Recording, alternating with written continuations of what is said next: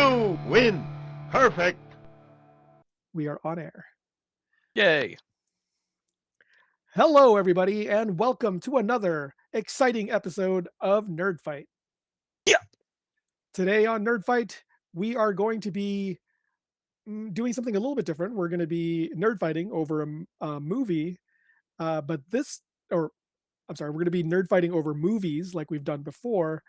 But this time, what is linking the two together is not like a particular theme besides being sci-fi. But it centers around one actor, which we haven't done before. Indeed. Yeah. No, we so haven't. today, on this episode of Nerd Fight, we are going to be. I didn't know you were going to do it again. I was not expecting that. We're going to be covering two futures, one Ford, and that Ford is Harrison. Future one Ford. We are going to be discussing which one is the better sequel. Star Wars, Episode 7, The Force Awakens, or Blade Runner 2049. Oh, dun dun dun. Dun dun dun. Although technically, it's one past, one future because Star Wars was a long time ago. That's true. That's true. A long time ago in a galaxy far, far away. You're right. You're right.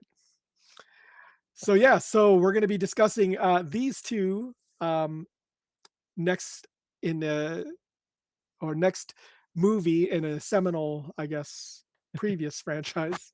And the other thing they have in common, of course, is that they're both old Ford. It's these are sequels to movies that came out in the 80s. So, Right.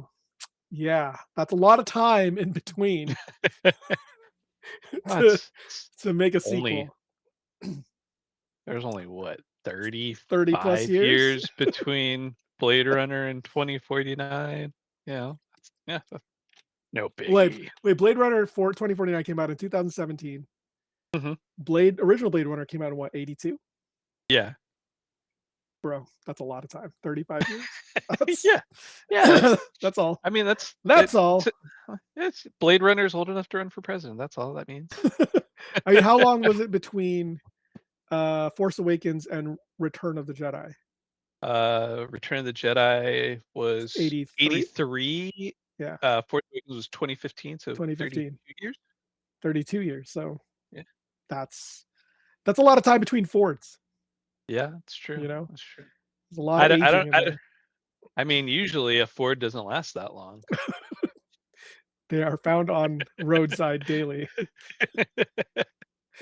That is true. That is so true. Driver returns on foot. Says the guy that really likes Fords, but whatever. Hey, I've had two Fords in my lifetime, so. And for a while, Courtney and I were a Ford family because Courtney drove a Ford Focus and I drove a Ford Focus. Yeah. Oh yeah, I remember the Focus. Yeah. I was like, wait, what was your second Ford? Because for a second I just remembered the Mustang. The Mustang, yeah. I do remember the Focus now. Yeah, I had the Focus right after the Mustang. It was a little bit of a downgrade. Yeah, I mean, it happened. It was better for my my wallet though on the gas mileage, so it was okay. The gas mileage, probably the car insurance, everything all around. Yeah, it happens. Yeah, I mean, one day we'll both have Mustangs again, maybe, possibly. I mean, if you want one, I know I want one, but I don't want the new Mustang. No, the new Mustangs that are the SUVs. Oh no, not those. No, heck no, not that. They do they make another Mustang? Did they still make a sports car? Yeah, I have not seen it. Yeah, they still make it. Oh wow, is it electric? No. Oh, still a gas guzzler. To be honest, I'm more of a Corvette guy. So I mean that is goals. That is goals. Yeah, I do. These are the Mustang is just more affordable. That is true. I mean, that unless we go Shelby, but that's that. Yeah, No. That's a different level. Anyways. All right, back to the other Ford, Yes, Harrison. the Harrison type. Yes. All right, so let's go over criteria. We're going to be going over same thing we do for most movies, comparisons we've done. We're going to do visuals. We're going to do, what's the word for visuals, but like audio? Auduals? No, that's not right. Orals? Yeah, that I think that could work. That It's like the AURAL. the AU, yeah, not Yeah. OR. Yeah, Right. yeah. Those are different orals. Right. Yep. So the audio, and then also the story/narrative. Yes. All right. Ah. So Hmm. okay. Let's go with a little bit of personal history with each movie. Or one. It doesn't matter. You don't have to have both. It's fine. Okay. Do Okay. you want to start off with a little bit of Star Wars? I see you're rocking the Boba Fett. So Yes. Yes. I mean, I couldn't not wear a Star Wars shirt to talk I about know. a Star Wars movie. I know. So Star Wars is kind of, I don't know, it's kind of a big deal for me. I You don't say. yeah, I'm a bit of a fanboy. Yeah. Um, yeah, rocking the shirts. At one of my previous jobs, my nickname was Star Wars. Hey, Star Wars. Yeah, Go get me some coffee. No, I wasn't that cool. Oh. No, they didn't trust me to get the coffee. No, it's fine. But no, I've been a, a fan and have gotten progressively more so, starting from like the summer between seventh and eighth grade, I want to say, or maybe it was the summer between eighth Hmm. and ninth grade. And then the Force Awakens, or not the Force Awakens, then the Phantom Menace came out, and just kind of like, oh heck yeah, Darth Maul, anytime. I love me some. I was like, I love me some Star Wars. Um, it was just a good time for like video games at that time too, because with the Shadows of the Empire and the Star Wars Episode One Pod Racer on the N64. Like there was a lot of Star Wars to be had, and it was a good Rogue time. Squadron on the I, N64, hands yes, Rogue down Squadron as the well. best Star Wars game on the N64. I don't know. I still prefer Shadows of the Empire. Just one more pass. But and then like got heavy into the expanded universe there for a while, Mhm. and ended up getting a few Star Wars tattoos. Got married on May the 4th. Yeah, so Star Wars is a big part of my life. Yep. Went and saw The Force Awakens 4 times in theaters. And I was at Star Wars Celebration Anaheim when they released the preview, and I remember Ooh. being surrounded by my fellow fanboys, and just like everyone just kind of collectively being in awe of the new teaser. And yeah, it was it gave me chills, it gave me goosebumps. uh and even when I was just rewatching a bit of The Force Awakens tonight to get a timestamp on when Harrison Ford first enters the movie, um like every time, no matter how many times I see it, every time he says, "Chewie, we're home." Oh, Goosebumps, man. Goosebumps. goosebumps, Yeah. tear in my eye. Oh, you're damn right we're home. Uh, um, so I like The Force Awakens. We won't talk about the other two movies tonight, but The Force Awakens, I enjoy. Yeah. Um, Blade Runner, uh, specifically 2049. I wanted to go see it, but I was in a relatively new relationship, and uh, my girlfriend, who's now my wife, she wasn't big on going to the movies. I'm still working on that. Yeah. Almost Still isn't. I almost don't 10 know. years later. I don't know how you still remain married, but It's it's It's I mean, yeah, to be fair, for a while you got a break because like you had kids, so it yeah, wasn't like you were going to the movie. You know what I mean? Like right, getting a sitter to go to the movies wasn't a high priority. So yeah, right. yeah, And I get it. now it's like we need a break. We need someone to watch these kids. Yeah. So, but we, needless to say, I didn't get to see it when it first came out. Um, but I did watch the OG Blade Runner from '82, and like went pretty ham on. I had it on Blu-ray, and then I had like the collector's edition Blu-ray that came in the briefcase, and then got the updated Ultra HD 4K Blu-ray that came with the theatrical cut, the director's cut, and then the final cut. And I think it even has the international theatrical cut. Yep. Um, and then I picked up. I've had 2049 for a while, and then finally got around to watching it because what's the fun of actually watching movies that you buy? Uh, so I have I a whole stack, so it's fine. Like some people have a to be read pile of books, which I also have. I also have a fairly large to be viewed pile of movies. Um, and I'm working on getting through that. But I watched 2049, and I enjoyed it. And I wish I had gotten a chance to see it in the theater Mhm. and see it on that massive silver screen instead of my 75-inch screen or 70-inch screen. Um, but with a very nice surround sound system, that would have been amazing.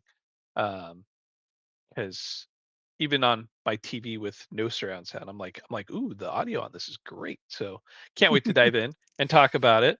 Um, and yeah, I'm looking forward to it. I'm actually glad you brought that up because for the last few years, Blade Runner 2049 has actually been my every so often a movie comes out where I use it as my reference Mhm. for when I'm tuning my surround sound system.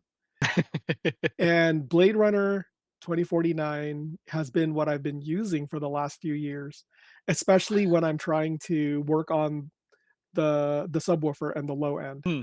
and making sure that carries. Yeah, Yeah.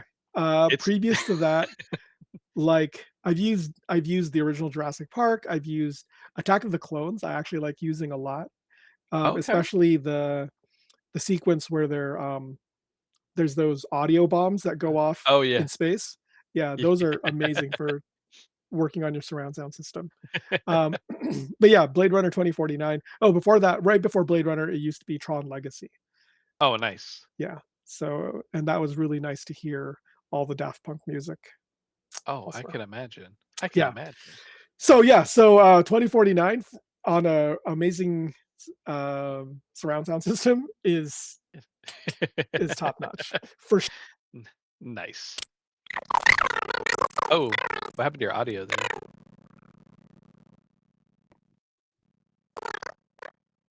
You sound kind of like Alvin and the Chipmunks. Yeah, I don't know if it's me or if it's you.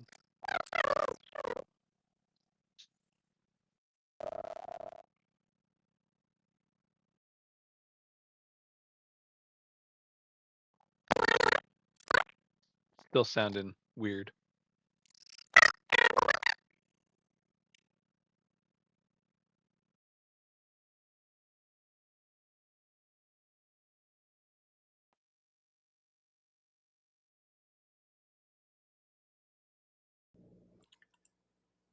Testing, testing. I can hear you. Does it sound weird or does it sound Nope, okay? it sounds okay. I can't Okay. see you, but I don't know if Yeah. that's by design. Nope. Yeah, I'm working on the video now. Okay. Okay. Hold on one second. Now it's not showing my video at all.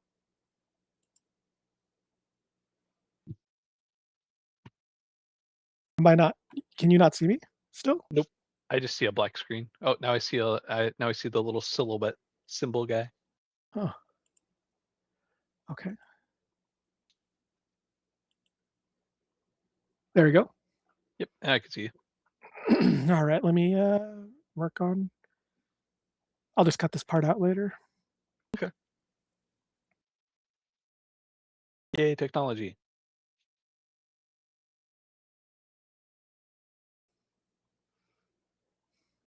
Okay.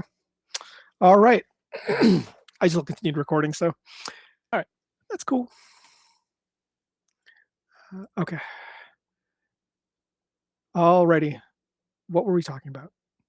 You were talking about surround sound and 2049 sounding amazing on a good surround Oh, sound right, system. right, right. So yeah, so it definitely sounds good. But all right, move on to Force Awakens. Mhm. I think I already kind of went over my history with Star Wars when we did our first episode, right? With Yeah, I think so. um, but we'll specifically talk about Force Awakens. Um, like Eric, pretty big Star Wars nerd. Never got into the expanded universe, mainly because I don't like to read. But that's not true. I do like to read. I just don't like to read sci-fi for whatever reason. Interesting. Yeah, it's very bizarre. I'm very picky about what I read. Um, anyway, so I was really, really looking forward to The Force Awakens. I'm gonna probably anger a lot of people here in that I'm not a huge fan of George Lucas. George Lucas, I think, is a really crappy writer. He's really good at coming up with ideas, but he doesn't know how to write dialogue, and he really doesn't know how to direct very well. So I think that he's really, really best when he's an idea person and other people direct his stuff. So I would have not been precious with his work in Mhm. particular. I loved The Phantom Menace when it came out. I watched it a million times. I watched um, Attack of the Clones a bunch. Mhm. Then I realized that that was kind of a garbage movie, and then I liked Revenge of the Sith quite a bit. But I was looking forward to seeing what other people did with Star Wars, Mhm. and so I was really looking forward um, to J.J. Abrams taking over and seeing what he would do with it, knowing full well that he really doesn't know how he knows how to start a story very, very well. He does not know how to end a story for the life of him. So Well, his that his third acts are always really weak. So like well, that's because he's usually on to the next project by the time the third act comes around. exactly, he like starts to like tune out. So Looking at you, um Alias and Lost. exactly. But I liked what he did with Star Trek. I like what he did with Mission Impossible. Mhm. So I was looking forward to what he would do with Star Wars, and I liked it quite a bit. So that was good. And then we'll go more into it when we get into story and Yeah. narrative later on. My Yeah. history with Blade Runner is weird in that I only watched Blade Runner in college, in film school, um, because we were going over. I had taken an elective on film noir, and they had talked about Blade Runner being a future movie that was harkening back to old film noir, Oh, um, okay. stuff like Farewell My Lovely or Big Sleep or um, you know other Raymond Chandler stories, things like that. Which I'm a huge film noir fan, so that was right up my alley. And watching Blade Runner definitely has that feel. So as a result of that, I was looking forward to seeing what Denis Villeneuve would do with Blade Runner 2049, if it was going to be a similar type of story, a different kind of story, stuff like that.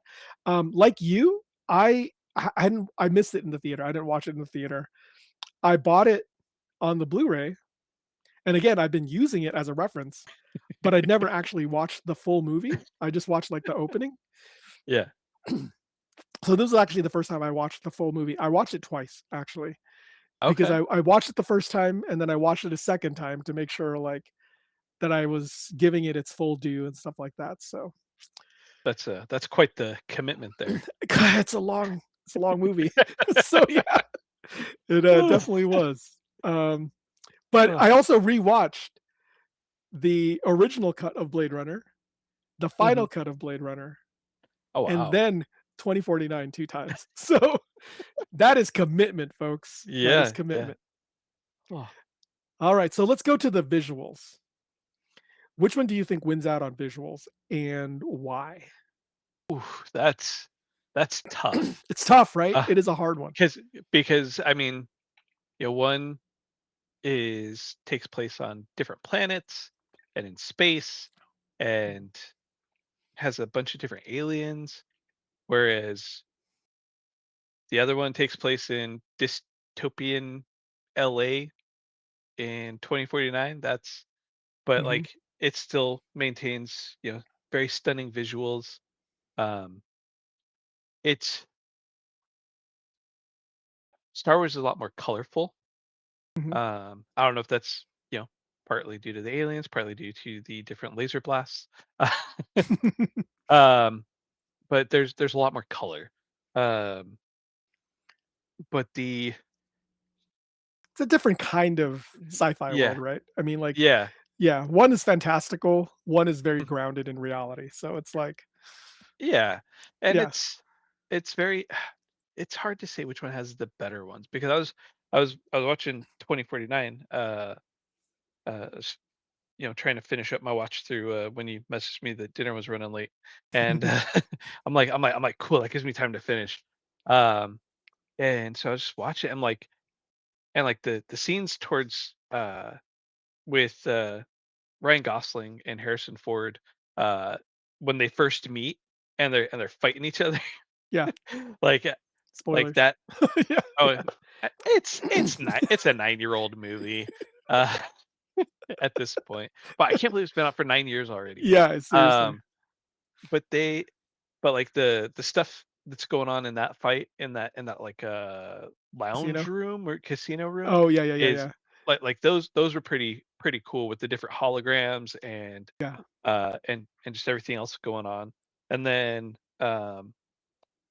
when, uh, anytime there's those big, massive holograms, Mhm. I always think those are cool. Yeah. Um, but,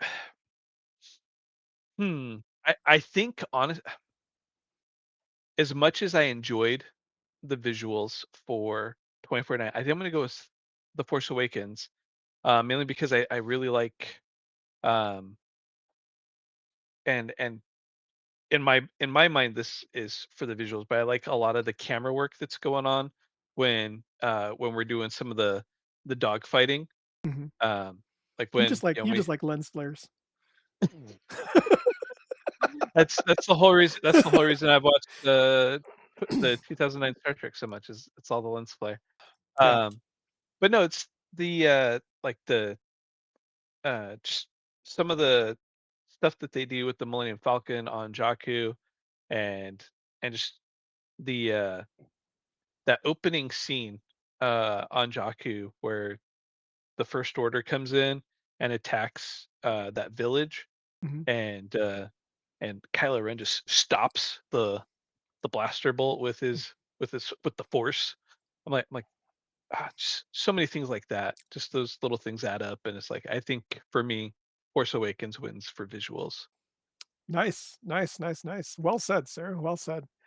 You know, I didn't know really I'm just gonna talk out loud what my thoughts are on this. Yep. Um, I think that I think that Blade Runner 2049 is a beautiful movie. Mhm. I think it has some amazing shots and really, really well designed shots. My problem with it is it feels too contrived. Like the shots are beautiful for the sake of being beautiful, not to Okay, serve the story. that makes sense. Like there's some striking visuals, like Ryan Gosling's character, um, Joe, walking into like the dust, and there's just like a shadow behind him.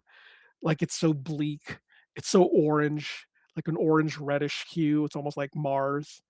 Mhm. Um, there's the sequences in Neander's office where like there's like water rippling on the walls and stuff like that.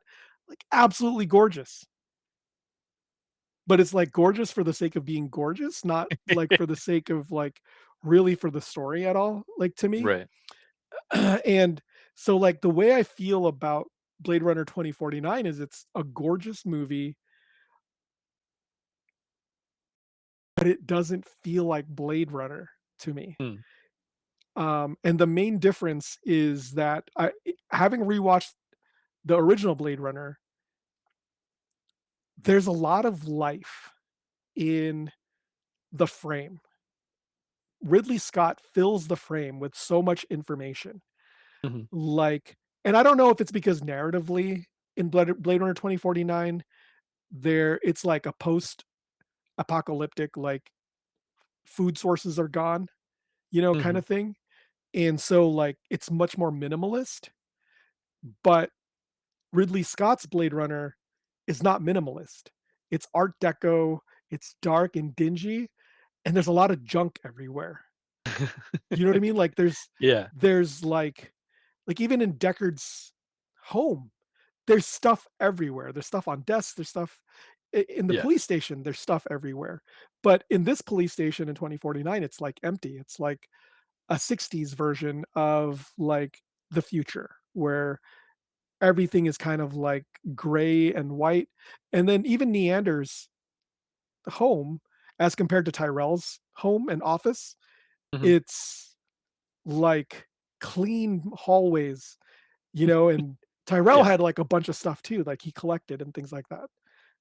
So like for me, 2049 is a beautiful movie. It just doesn't look or feel like Blade Runner to me. That's fair. I feel like I feel like Hong Kong City in Pacific Rim Mhm. looks more like Blade Runner than Blade Runner 2049 to me. And so as a result of that, I have to give it to Star Wars, but not just because of that, but because Star Wars feels like it's in the same universe. Yeah. The design of the aliens, the design of the spacecraft, even like yes, they're newer versions of the X-wing and stuff like that. So yeah, Right. so not really that, but like the rest of the world. BB-8 looks like he would fit in with any of the other droids that have existed before him. You know what I Right. mean? He's like a rounder version of the other droids, but he still kind of carries the same DNA, Yeah. Unkar Plot looks like another alien that would have existed in that world. Oh, Maz yeah. Kanata looks like just like a wrinkly old alien that would exist in that world. Yeah. And so I think that's what really drives it over the edge for me is does it feel like it's part of the same universe? Does it feel like um Like, it fits there. yeah, it fits in that galaxy far, far away. Now that doesn't mean to say that like there are some striking visuals in The Force Awakens as well. There's some really good, like you said, really good use of color, Mhm. especially like the last fight um between Kylo and Oh, Finn yeah. and Rey. Mhm. Dude, the blue overcast plus the red of the lightsaber and the blue cast of the blue lightsaber, amazing lighting. I think that looks Yeah. great. Like you said, the dog fights look amazing, really, really kinetic. Um, so yeah, I Yeah. thought it was awesome. So for me, I agree with you. It goes to Force Awakens. Ba-da-ba-da. All right, we got one down. Alright. What Ah, about audio? audio. So, uh, Force Awakens, it's got some great audio. The sound of everything is like, I feel like they do a good balance for it. Mhm. Um, I don't really struggle to hear any dialogue. Um, I can hear the actors, you know, You don't performing their need lines. subtitles. No, I don't. Yeah. But then, watching 2049, I needed subtitles. Like there was, I was like, what's Rand saying? What's Joe saying over there? Um, because I could barely hear him most of the time. Yeah, yeah. So I'm like cranking the volume, and then the music kicks, and I'm like, oh God. I'm like, whew. Those heavy bass hits, and you're like, Yep. gotta turn that down real quick.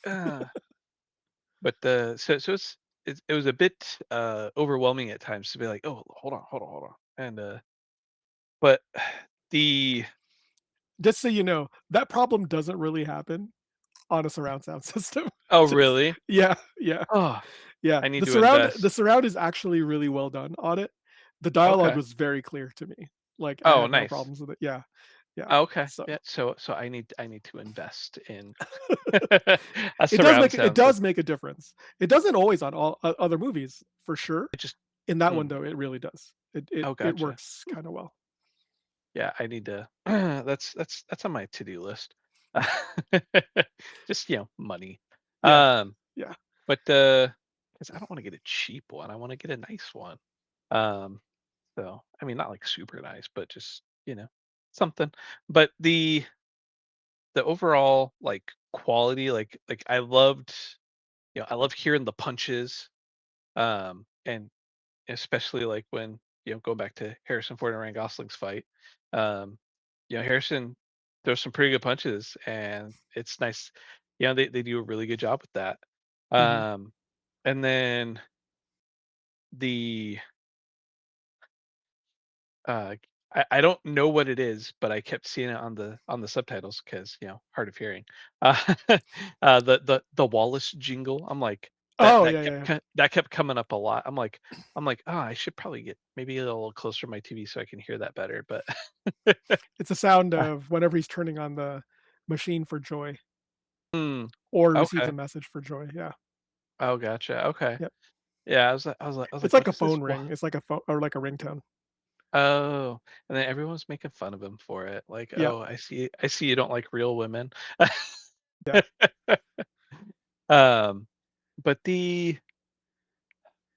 I mean, it's yeah, it was like the bass in the movie was great. Mhm. Um, and I had no problem hearing that. Yeah, But overall, just for the sake of the fact that I don't have surround sound, my viewing experience was not as enjoyable. not optimal, yeah. So so like the fact that I could hear things a lot better in Star Wars is just overall I think gonna give the nod to Star Wars. Okay, Um, so that's fair, that's fair. So, similar to when we did our first episode, there's something you can't ignore in The Force Awakens, and that the composer of the soundtrack is John Williams, and that's really, really hard to to beat. overcome. That being said, if anybody could overcome or compete with John Williams, like, as a modern day composer, I would say Hans Zimmer would be up there. Mhm. However, I don't think he does it in this movie, which is really weird because Hans Zimmer started out his scores using synthesizers. Mm, And so I was like, okay, you know, the original Blade Runner had an amazing score by Vangelis right. and all synth, super, super heavy with like, Sawtooth and just like the synth that plays almost like it sounds almost like an electronic version of a saxophone Mhm. as if played like on an old 40s or 50s like film noir, like detective movie, right? Like Yeah. it's the same kind of feel. And so I was like, if anyone's going to be able to do that, it would be Hans Zimmer. Hans Zimmer could theoretically do a score like that, Yeah. but he just doesn't. And it's not a bad score, it's an okay score. but it's not. It's very much just ambient to me. Hmm.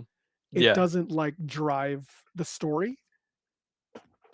Whereas Yeah. like there are chords that are just like loud in the original Blade Runner, it's like "Bam," and they just kind of let it play, and it's a very distinctive score. And I was really hoping for something that distinct. I was really hoping for a really awesome synth score, especially since like in the intervening years, you know, there have been synth scores like in Stranger Things and stuff like that. Hmm.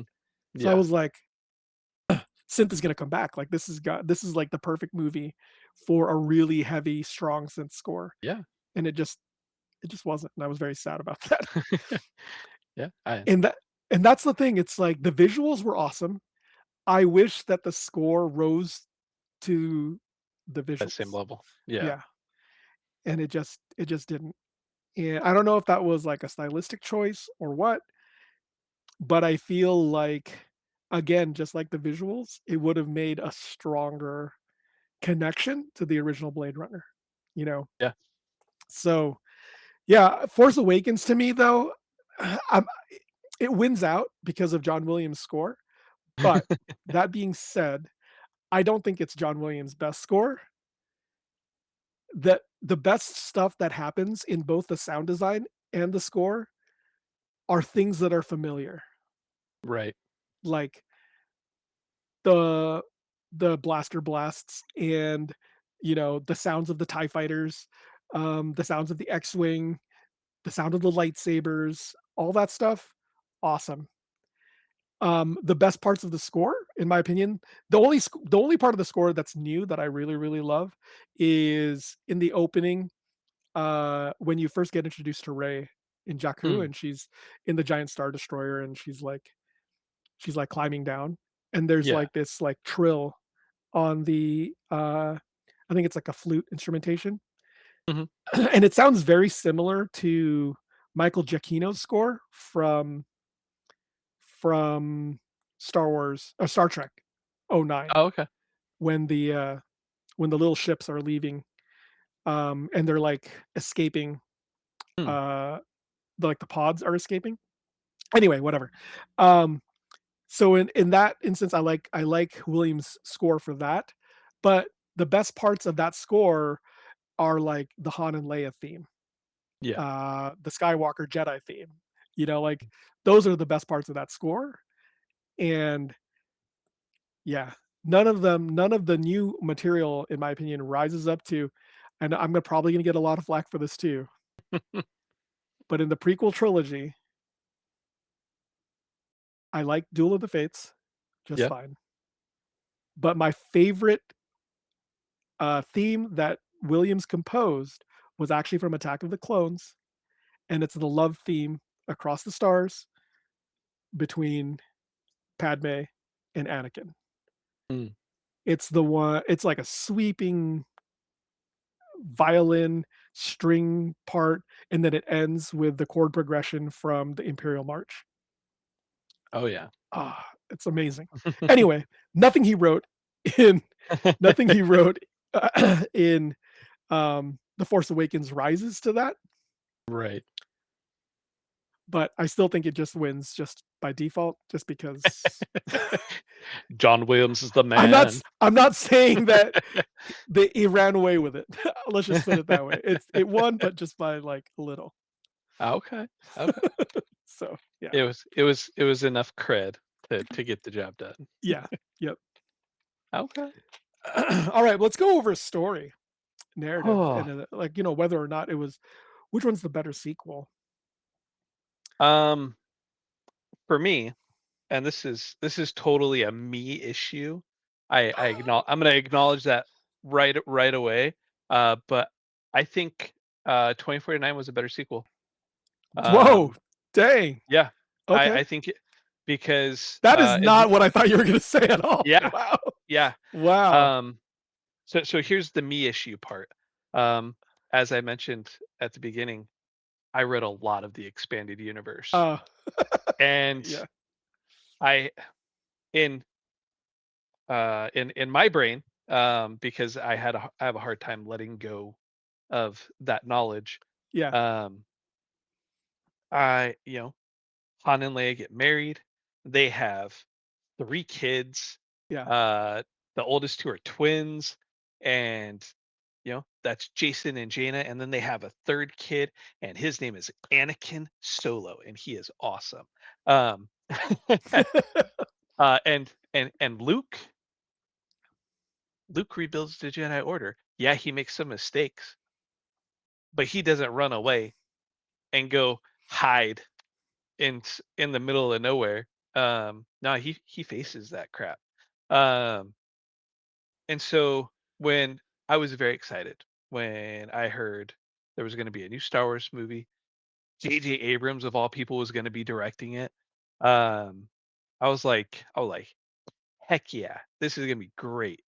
And then I watched it, and then I watched it again, and then I watched it 2 more times, and I'm like, this is good. It really plays on the nostalgia of my love for the original trilogy. Can't blame him for that. That's a good move, JJ. Um, but you went you went and killed my boy, uh, and told like I knew when they started coming out with new Star Wars comics under Marvel, things were going to be different. I forget Mhm, what year that was, but like they started making changes right away with Han's history, mhm. um, and I'm like, okay, it's fine. I can deal with it. I can't. Uh, I've tried many times. I've tried reading the new books. Now that everything is all the same level of canon, Yeah. um, and I can't get into the new books the same way. But the whole like in I have a hard like I said I have a hard time letting go of the fact that you know Han and Leia, yeah, they have some bumps in the road, but they for the most part have a happily ever after. And they don't have that in the sequel trilogy, which Mhm. that kind of bums me out because I like seeing that happy ever after. Um, and by Luke being secluded for years, that means obviously that he doesn't end up hooking up with Mara Jade and having his own kid who is named Ben. Um, so I I was I was let down. I was disappointed in how they chose to follow up with the sequel trilogy. Um, whereas 2049, okay, yeah, I don't have it as strong of an emotional connection Mhm, mhm. to the Blade Runner universe. Um, but you know, watching Blade Runner, seeing Deckard, and seeing uh, how things progress with Rucker Hauer's character, and what's her name, Sean Young. Yeah, Rachel. Um, yeah, Rachel, and just seeing how that whole thing plays out, and then boom, 2049, we got that whole storyline going, and how it continues, and kind of throws you off for the first part of the movie because you think, oh, could it be Ryan Gosling's character? Yeah, yeah. Um, and it's I feel like that may have been a bit contrived because it was kind of giving me some vibes from was it I feel like it was kind of giving me some like Minority Report vibes a little bit with the memories maybe. Yeah, sure. Um, I but could see that. the Another Philip K. Dick story, but yeah. yeah, yeah. But overall, um, I wish I got more of Jared Leto's character in the movie. Mhm. Probably won't hear too many people say that, but uh, people love to hate Leto. But but just overall, like I feel like while the sound and visuals weren't as like as much of a callback to the original as they could have been, Mhm. I felt narratively, um, they did a really good job of progressing the story and kind of like building on and be like, oh hey, while you were away for 35 years, this is the stuff. This is what happened, Yeah, and yeah. just kind of giving you like that whole, kind of the blackout day or or what do they call it, the blackout, Mhm. and just like kind of not over explaining, but just kind of giving you enough information, be like, oh, you can kind of draw your own conclusions on how that all went down. But it was I take it you didn't watch the, supplemental material? no, Oh, no, yeah, they have the no. short film that deals There's a with the short film. blackout. Yeah, What? the What? anime? Oh, I Yeah. no, I ain't have time. Oh, yeah. I will eventually get to it. I will eventually get to it. Yeah, But there's 2 other pieces that for me are take it or leave it, but the okay. short film that was done by one of the directors of the Animatrix, um, Oh, okay. did a short film, an anime for the blackout. It's like 15 Oh, minutes nice. long. Yeah, it's pretty cool. I like it. Okay. I'll have Yeah. to check that out. But yeah, I just like narratively, I think Blade Runner 2049 does a better job of continuing the story um than Well, it's an actual sequel, right? It right. it actually picks up, like, a narrative thread from the original, whereas, like, Force Awakens kinda doesn't, it because, technically there's a happy ending, right, at the end of Yeah. Return of the Jedi. Yeah. So, they had to contrive of an entirely new plot point to start off with, whereas, like, Blade Runner's kinda has an open ending, Yeah. so you can create anything from that open ending, True. and it kinda fits in, so I think that's kind of by design what they had to do, so I think that point definitely goes to Blade Runner for that, for sure. Yeah. So, for me, um,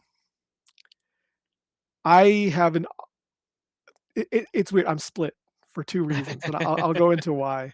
But unlike you, I didn't care for the expanded universe, Sure. um, mainly because I just 1, George Lucas never considered it canon. He always said, like, his stuff was gonna be, like, the stuff that would Yeah. be most canon, right? And so I was like, "Okay, Yeah. well, I'll just watch whatever you make, and then, that'll be the canon." Um, so I didn't put a lot of stock into it. And for me, I really don't like stories that are, like, happy ever after, and then. Mm, Like, yeah. that's boring for me. Like, I like what's more interesting is when people are in trouble or their characters are down or something like that, like then they have Yeah. something to build from. So for me, it was a much more interesting take for Luke. It always went more with my understanding of Luke, because Luke for me was kind of whiny and not altogether there. Yeah, his training wasn't very complete, and he was very impulsive. Mhm. So, I never felt like by the end of Return of the Jedi that this guy has got his stuff together. Like, I was like, "This dude is, like, razor's edge." Like, he could go either way still. Like, he made some good choices Yeah. because of his dad, and the love of his family, but at the same time, like, I felt like, that could be his downside too, like, that could be his downfall because he's so passionate about his family. He's gonna Yeah. leave training because he senses some problems with his sister, stuff like that. Right. So, like, it always felt kind of passionate and kind of flaky to me. So, like, I was like okay with his characterization. But anyway, I'm split because there's the movie itself, in which I feel is a better sequel, Mhm. and there's the point of what we're talking about today, which is A Tale of Two Fords, right? And for me, it's Han Solo or Harrison Ford's characters. Mhm. Which one are better? Which one is a better sequel for his story? Yeah. And, like, I agree with you on the face that, like, I think Blade Runner is a better continuation. I think Sure. it picks up some threads. It explores it really, really well. The pacing is off though for me in that movie, in that that movie is about as long as the final cut of the first Blade Runner, but the but it doesn't Blade Runner the final cut doesn't feel like an almost 3-hour movie.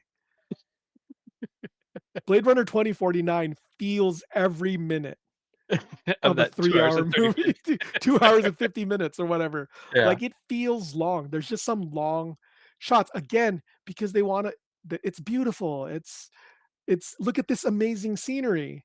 We're Yes. gonna hold it forever." And it's like, you coulda cut out 20 to 30 minutes of that movie, Yeah. and it would have been stronger for it. That's how I feel about it. But I do feel like narratively, I think it's a better story. Mhm. Yes, there's some red herrings there, and it's unnecessarily convoluted. And it's funny because I thought that the first Blade Runner was also convoluted, and then watching it over again, I was like, "This is very straightforward." There is not really there's 2 stories going on, and one's a love story, and one is a story of these replicants wanting to extend their life because they don't wanna die. Yeah. It's, like, very, very clear and straightforward. Like, I don't know why I thought when I was younger that it was super complicated. It's not super complicated. But Blade Runner 2049 is unnecessarily complicated to me. Yeah. But I still think it's a better story as far as, like, narrative lines. That being said, Harrison Ford's character story, I feel is better in The Force Awakens. Okay. In that I feel like he does enough, you know, where he's kind of like a strong enough force, and they give him some conflict because he's Mhm. like he's given up on his son, but, in order to honor Leia, he's gonna try to see if he can still talk some sense into his son, and Yeah. then, you know, spoiler, he dies. I think it's a Yeah. much more but, that's different though because, like, Denis Villeneuve made an intellectual movie. He Mhm. didn't make an emotional movie, whereas, like, The Force Awakens is purely emotional. Like, Right. the movie has no logic. The movie if I'm gonna criticize The Force Awakens, one thing that really bothers me is they make this big deal that you can see the effects of Starkiller Base Mhm. from this other planet, Right. which would be impossible unless that planet was right there in front of you, right, like, above your like, to the moon, where the moon is. Yeah. Otherwise, that light would take years to get there. Mhm. But to see it play out like that, and then to have, like, the planet destroy itself would really mess up that solar system. Like, there's no way that that would ever happen. I can Yeah. believe in the Force. I can't believe that. Like, that's just totally ridiculous. Yeah. Like, I don't know why they had to make it a visual. I don't know why they couldn't just see it on scanners and stuff, but, Right. like, that totally takes me out, and that's just, like, really dumb design and storytelling. Yeah. So, that is a big hit for Force Awakens for me. So, I'm torn, man, I'm torn. Harrison Ford's story for me is better in Force Awakens, but Blade Runner's overall is just better. So, I'm gonna go with you. I'm gonna say Blade Runner wins out for that. Well, and it's like I was thinking to myself, and I think I mentioned it in our chat. I was like, okay, so I'm watching this movie, and we're a good hour, maybe hour and a half in, before Harrison Ford finally shows up in his first scene. I'm like, well, that took you long enough. And then, Yeah, he but doesn't then show up for, I like, 2 hours. Yeah, he's in it for it's the third crazy. act only, Yeah, and the what was it? 40 minutes and some change is when Han and Chewie show up in The Force yeah, Awakens. Um, and then, as I said, hilarity ensues. yeah. Uh, Yeah. Because Han and Chewie are the comic relief. Yeah. Yeah. But But it they're was also the heart though. yeah, He's that's the thing, he's the comic relief, but he's also the heart. And in that movie needs the heart, you know? yeah. Oh yeah. And it's funny because it's the scoundrel that is the heart, you know, Hmm. which is not what you would expect. Right. But it fits, and he plays it really, really well. And that's the thing. I think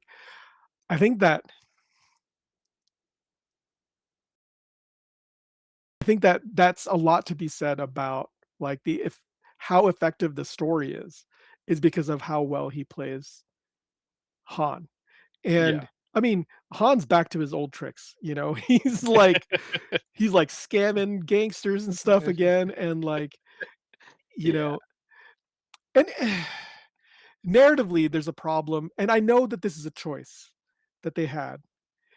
One of the things that made Deckard awesome, and what Harrison Ford does really, really well, he does it for Han Solo, he does it for Deckard, he does it for Indiana Jones. He does it for so many roles, but he's always good at playing the guy who's way in over his head and like has to like make up stuff Yeah. like on the fly.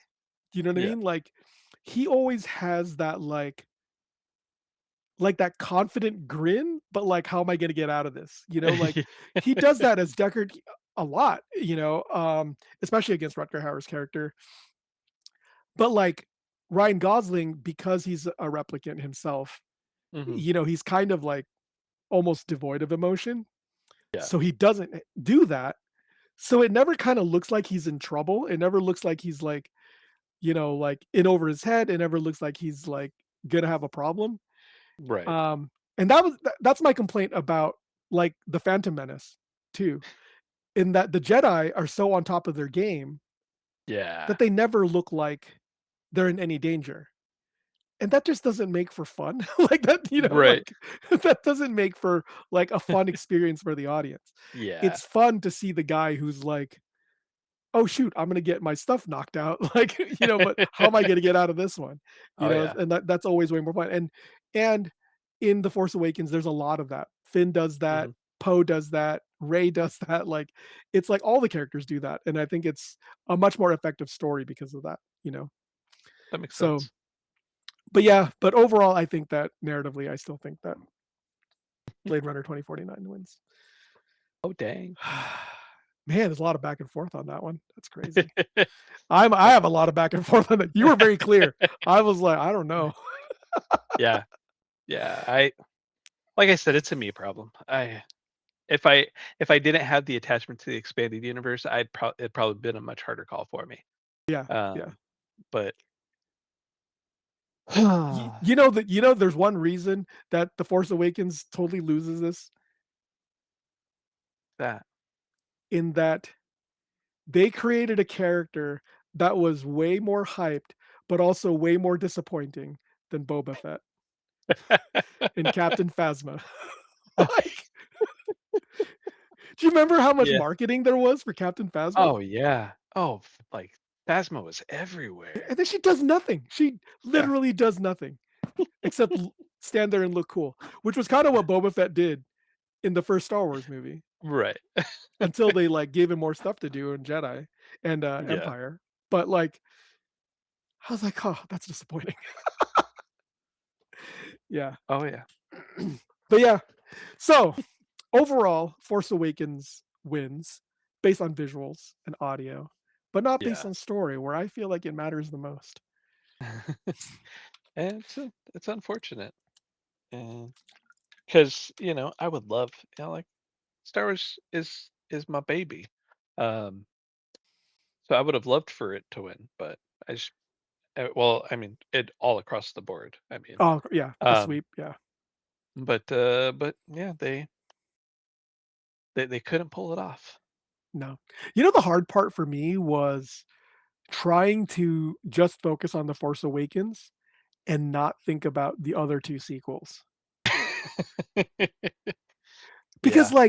like, just objectively, watching The Force Awakens again, and I've watched it many times, but watching it again after watching the sequels, I Mhm. forgot how strong of a first chapter it is. Yeah. Like, it's a pretty darn good, even though it doesn't, match your level of expanded universe, I think it was a Right. pretty good way of kicking off a good feel, a good, like, but like I said, J.J. Abrams is good at the start, but not good at sticking the landing, so.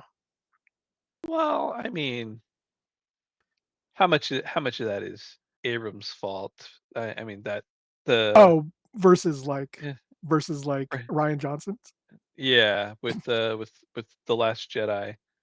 I don't Uh, know, I think that if Abrams wasn't committed to doing a full trilogy, mhm, he shouldn't have done it.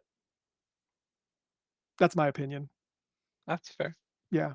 I think that they should have had, if their plan was to do a trilogy, they should have hired somebody to plan out the trilogy. Yeah. Like, that was just the fault of Lucasfilm at the time anyways. Like, that was Yeah. like, you can't plan that one movie at a time. Like, that's just not. Right. Yeah, Right. that's Right. just bad Yeah. planning.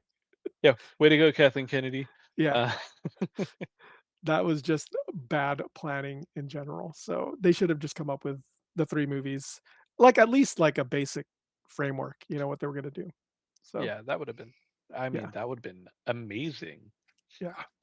I have a whole different set of issues with, uh, The Last Jedi and Rise of Skywalker or Rise of what was Skywalker. Yeah, it? So, yeah, I've not watched those 2 nearly as often as The Force Awakens. yeah. Um, and it's just I I didn't enjoy them as much. Mm. Like I had some serious issues with the last like I've seen other Ryan Johnson movies and I I like him as a director. I just he needs to stay away from Star Wars. I think, the funny thing is, I think that he's very knowledgeable about Star Wars. I think that Mm, given his own thing, I think he would have been fine. My problem with him, and we can go into it in another episode, but yeah. my general problem with him is he was too intellectual about writing Star Wars, in that he specifically, you could tell, wanted to be like, "Okay, here are the plot threads. Mhm. Let's go the complete opposite direction." Because he wanted to, like, specifically upend your expectations. Yeah. If you thought this is what the character was supposed to do, we're gonna They're say gonna do this is what's gonna happen, which yeah. theoretically I don't have a problem with. The issue is that if you do that too many times with too many characters, it starts to feel very contrived Yeah. and not organic and not natural. And in particular, like, I have no problem with anything he revealed about Rey, but my Mhm. problem is his handling of the character of Finn. Yeah. I think he does a really big disservice to what Finn's trajectory was going to be. And Oh, it's yeah. very bad writing to be like, "Here's all your character growth. Oh, we're gonna have you run away again." Like, bro, like, Yeah. you can't Yeah. do that. Yeah. That's just a very bad choice. So, anyway, Yeah. that's for another episode probably. Yeah. Yeah. I had high hopes for Finn, personally. Well, you're Uh, set up to have high hopes for Finn, yeah. Yeah, that's it's, true. yeah. He's there at the end with Ray, and he kinda holds his own, and Oh, yeah. so it's like, okay, he's gonna do something, but no, we're gonna No. give him, like, a take a step back, and this is what just my one of my pet peeves. I hate stand-ins for fans, Mm. and Rose Tico as a fangirl really bothers the crap out of me. I don't like it when directors or writers write themselves as, a character, and I Mhm. definitely don't like it when they acknowledge, like, fanboys or fangirls in the universe. Like, I think that's Yeah. so dumb. So, that's just me.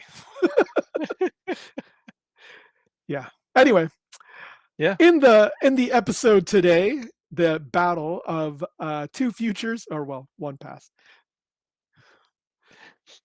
1 forward, the winner, just by a hair, Yeah. is The Force Awakens.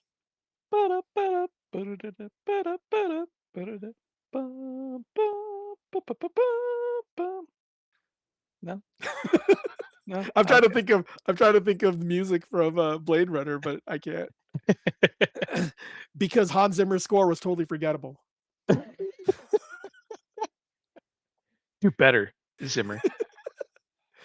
Come on, Zimmer. I know you can do it. Ba ba ba bum bum ba ba ba bum bum. Anyway, thank you so much for watching. We definitely appreciate it on this newest episode of Nerd Fight. Yeah. And again, if you have any, I mean, discuss. Did we get it wrong? Is Blade Runner 2049 truly the best as far as visuals and audio go, and beat out The Force Awakens? Is The Yeah, Force let us know in the Awakens really comments. just a cash cow? Let us know in the comments, you know? Yeah, let us know. Totally flame us Yeah. in the comments. And let us know if there's other things you want us to discuss. Anything, any other topics you want us to nerd about? Because we'll Yeah. definitely do it. Oh We yeah. have no shame Nope, at all. absolutely not.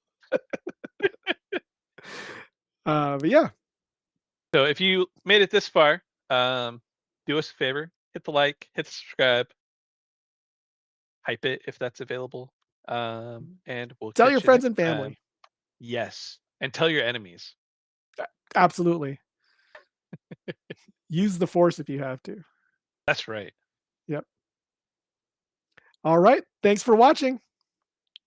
Bye. Bye.